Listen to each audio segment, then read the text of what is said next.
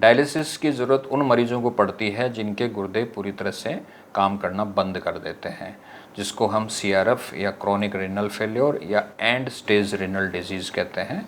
ऐसे मरीजों में गुर्दों से पेशाब बनना बंद हो जाता है, शरीर से जो वेस्ट प्रोडक्ट्स होते हैं वो शरीर में बिल्डअप होना शुरू हो जाते हैं।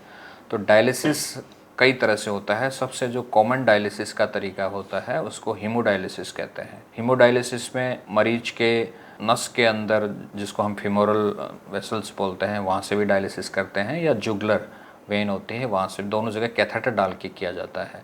यदि लंबे समय तक डायलिसिस करना है तो फिर एक यूरोलॉजिस्ट के द्वारा एक छोटा ऑपरेशन करके एक आर्ट्रियोवेनस फिशुला, AV फिशुला बना दिया जाता है, और फिर वो हाथ पे कलाई पे फिशुला बना दी जाती है या कोहनी के पास में फिशुला बना दी जाती है। तो वहाँ से डायलिसिस होता है ताकि मरीज़ को बार बार कैथेटर नहीं लगवाना पड़े, क्योंकि कैथेटर लगाने के भी बहुत सारे कॉम्प्लिकेशंस होते हैं। ब्लीडिंग होती है, इन्फेक्शन हो सकता है, एन्यूरिज्म हो सकता है।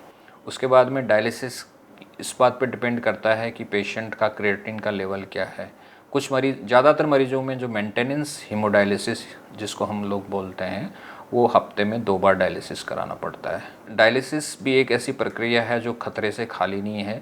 इसमें एक डायलिसिस का सेशन लगभग 2 से 3 घंटे चलता है, और कुछ मरीजों में जैसे ब्लड प्रेशर की समस्या होती है, कुछ मरीजों में यदि ब्लड प्रेशर बहुत जल्दी नीचे गिर जाता है तो डायलिसिस के दौरान भी ब्लड प्रेशर नीचे गिरना, जिसको हम हाइपोटेंशन बोलते हैं, उसके होने के ज़्यादा चांसेस होते हैं।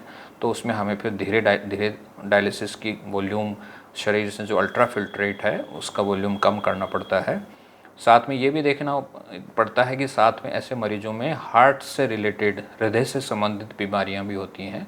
तो ये लोग हृदय से संबंधित जो कार्डियक दवाइयां खाते रहते हैं, जैसे कि जो खून को पतला करने वाली दवाइयां होती हैं, एंटी प्लेटलेट ड्रग्स होती हैं। CKD में भी हमारी प्लेटलेट्स का जो फंक्शन है वो अफेक्ट हो जाता है। तो ऐसे मरीजों में शरीर से कहीं से भी रक्तस्राव, ब्लीडिंग होने के चांसेस ज़्यादा होते हैं। ये भी देखना है कि हीमोडायलिसिस के अलावा स्लेड भी होता है, जिसमें स्लो डायलिसिस किया जाता है, ताकि जो मरीजों में ब्लड प्रेशर गिरने या हाइपोटेंशन की समस्या होती है उनमें ये किया जाता है।